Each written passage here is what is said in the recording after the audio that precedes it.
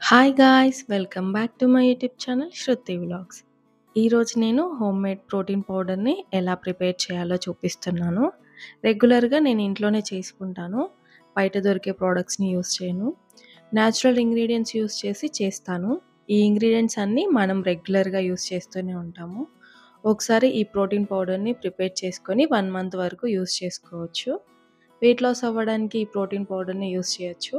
లేదా చిన్న పిల్లలకి 1 కప్ మిల్క్‌లో 1 స్పూన్ ఈ పౌడర్‌ని వేసి ఇవ్వచ్చు. బోన్ హెల్త్‌కి చాలా యూజ్ అవుతుంది. ఇంకా ప్రాసెస్‌లోకి వెళ్ళిపోదామా? స్టవ్ ఆన్ చేసి పాన్ పెట్టుకొని 2 కప్స్ మఖానా తీసుకున్నాను. వీటిని ఒక 2 మినిట్స్ వేయించుకోండి. మఖానా క్రిస్పీగా అయ్యేంత వరకు వేయించుకోవాలి. మఖానా గుడ్ ఫర్ హెల్త్, బోన్‌ని స్ట్రాంగ్ చేస్తుంది. చేతితో ఇలా అనగానే బ్రేక్ అవ్వాలి. వీటిని ఒక ప్లేట్లోకి తీసుకొని పక్కన పెట్టుకోండి. అదే ప్యాన్లో హాఫ్ కప్ బాదం పప్పు వేసుకొని వేయించుకోండి. బాదం పప్పులో magnesium, vitamin E and fibre ఉంటుంది.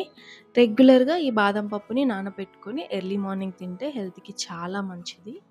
బాదం పప్పు కాస్త వేయించుకుంటే సరిపోతుంది. దీన్ని ఒక ప్లేట్లోకి తీసుకొని పక్కన పెట్టు. అదే ప్యాన్లో 1/3 కప్ జీడిపప్పు, 1/3 cup pista, 1/3 cup walnuts, 2 table spoon pumpkin seeds, 2 table spoon sunflower seeds and 1 table spoon అవిసె గింజలు వేసి వేయించుకోండి. ఇవన్నీ మనకు రెగ్యులర్గా కిరాణా స్టోర్స్లో లేదా సూపర్ మార్కెట్స్లో దొరుకుతాయి. దీంట్లోనే 2 టేబుల్ స్పూన్ పుట్నాలు వేసుకోండి. ఇవి కాస్త వేగాక దీంట్లో 3 టేబుల్ స్పూన్ ఓట్స్ వేసుకొని వేయించుకోండి. స్టవ్ ఫ్లేమ్ లోలోనే ఉంచుకొని వేయించుకోండి. ఒక 2 మినిట్స్ వేయించుకుంటే సరిపోతుంది. ఇప్పుడు వీటిని ఒక ప్లేట్లోకి తీసుకొని పక్కన పెట్టుకోండి. వీటిని కాస్త చల్లారనివ్వండి. నట్స్ అన్నీ చల్లారిపోయాయి. వీటిని ఒక మిక్సీ జార్ తీసుకొని అందులోకి ట్రాన్స్ఫర్ చేసుకోండి.